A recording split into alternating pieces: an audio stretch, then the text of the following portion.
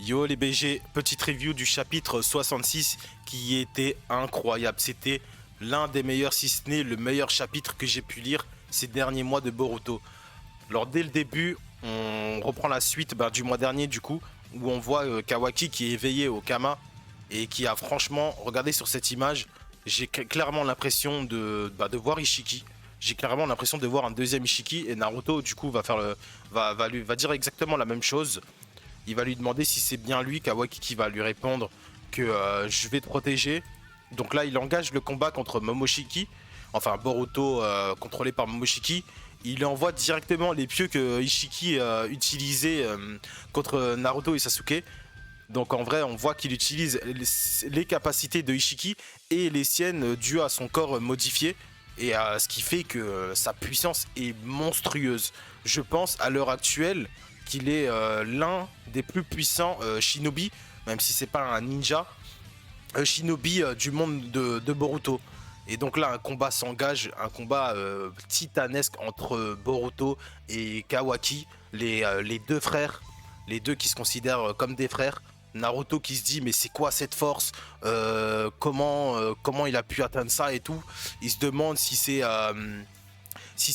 bien Kawaki ou si c'est la puissance de Ishiki. Enfin, il comprend pas vraiment. Et là, on se rend compte aussi d'une chose, c'est que Naruto est complètement dépassé par la puissance de Kawaki. On se rend compte du coup que le fait d'avoir perdu Kurama, ça l'a rendu quand même plus faible. Mais là, on voit qu'il est quand même dépassé par les événements, qui sait pas comment réagir. Et du coup, il laisse le combat se dérouler entre les deux. Boruto enfin, Borushiki, on va l'appeler, qui spam les Rasengan. Franchement, là, c'est de superbes planches. Le combat est, même si c'est, je le trouve super dynamique et on ressent bien la vitesse et la puissance des deux personnages. Et là, Kawaki a, pour moi, a vraiment clairement passé un stade de malade. Il a 70% de la puissance, je crois, de Ishiki, où son corps est à 70% au Tsutsuki. Donc voilà, et là, juste cet impact Rasengan contre la grosse main là, de Kawaki, ça fait un creux. Ça nous rappelle un peu la scène de Sasuke contre Naruto enfant, en mode Chidori contre Rasengan. Moi, ça m'a fait penser à cette scène. En tout cas, la référence est très très belle et ça rappelle des souvenirs nostalgiques. Et quand j'ai lu le chapitre, j'ai halluciné, j'ai vraiment kiffé, hein. C'est incroyable. En tout cas, le combat dure sur plusieurs pages. C'est cool, on voit un peu Kawaki qui exploite du coup ses nouvelles capacités. C'est les techniques de Ishiki qu'il a dû voir. Il a même son œil et tout. Je sais plus exactement comment s'appelle son œil. Il utilise les pieux, les genres de cubes noirs que Ishiki faisait tomber aussi au combat contre Naruto. Et là, on voit aussi Naruto qui essaie de sauver Boruto. In extremis, bien sûr. Mais il sait pas où se placer, il sait pas ce qu'il doit faire. Il dit juste de ne pas raconter n'importe quoi et qu'il faut pas essayer de le tuer. Parce que même s'il est possédé par Momoshiki, ça reste quand même son fils. Donc il fera tout pour le protéger.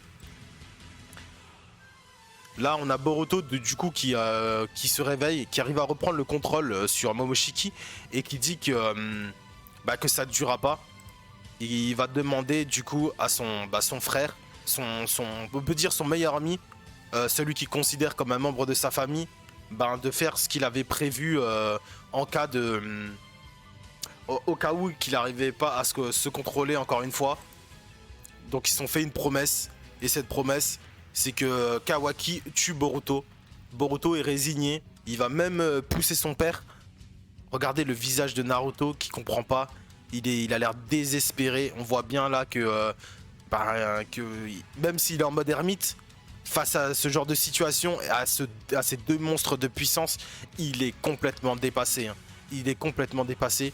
Et là, Boruto, regardez-moi ce visage résigné. Il se dit, tue-moi mon frère. C'est pas magnifique?